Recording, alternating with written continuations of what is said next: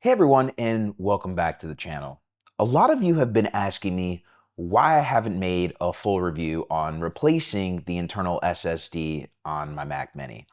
And trust me, I've seen the comments. I know people are curious, so today I want to address everything, including why I've held off on a full review of the replaceable internal SSD in the M4 Mac Mini, what my experience has been so far, and what might be going on behind the scenes with these third-party SSD replacements. Now, I'm not the only one who's been hesitant. Some of the bigger tech channels have been holding off on reviewing these SSD replacements, and the common reason I've been seeing is that they're waiting for an official third-party manufacturer to release their own versions.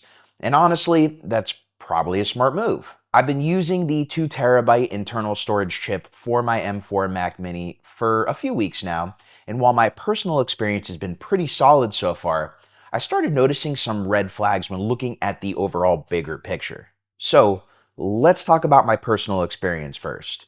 When it comes to performance improvements, the write speed on the 2TB SSD that I have is noticeably faster than the 256 gig one. The read speeds, about the same. But interestingly enough, I've seen a benchmark boost. I've seen slightly higher CPU benchmark scores since I swapped in the new SSD. That could be random, could be a variation, or maybe something about the storage speeds affecting the M4's performance in ways we don't fully understand yet. I don't know.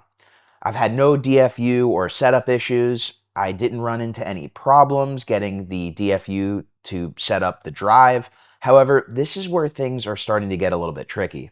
Now, while I've had no major issues, I've been getting more and more comments from viewers asking if I had run into any DFU issues, setup failures, or even faulty drives.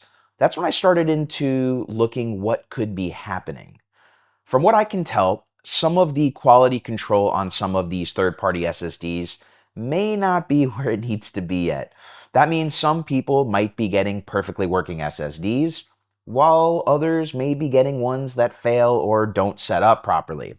I reached out to one of the companies that I purchased my SSD from, and this is what they told me.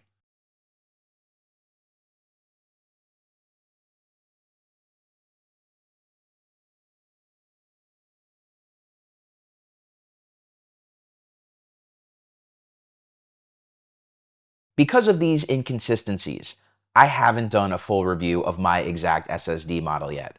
I don't want to recommend something that could work for me, but could fail for a lot of you due to poor quality control.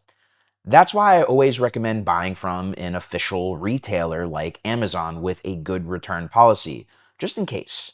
Until we get an officially supported third-party SSD or more reliable options, I would say proceed with caution. So what's next?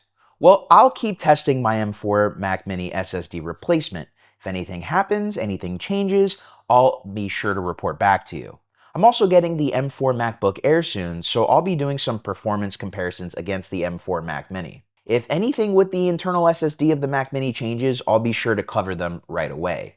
But if you've replaced your M4 Mac Mini SSD, let me know in the comments. Have you experienced any issues? Has it worked fine for you? Let me know. If you've got knowledge and value out of today's video, please make sure to hit that like, subscribe, and notification bell to keep up to date with the latest videos from the channel. And until next time, my name's Fagien. Thank you for joining me as always, and I will catch you in the next video.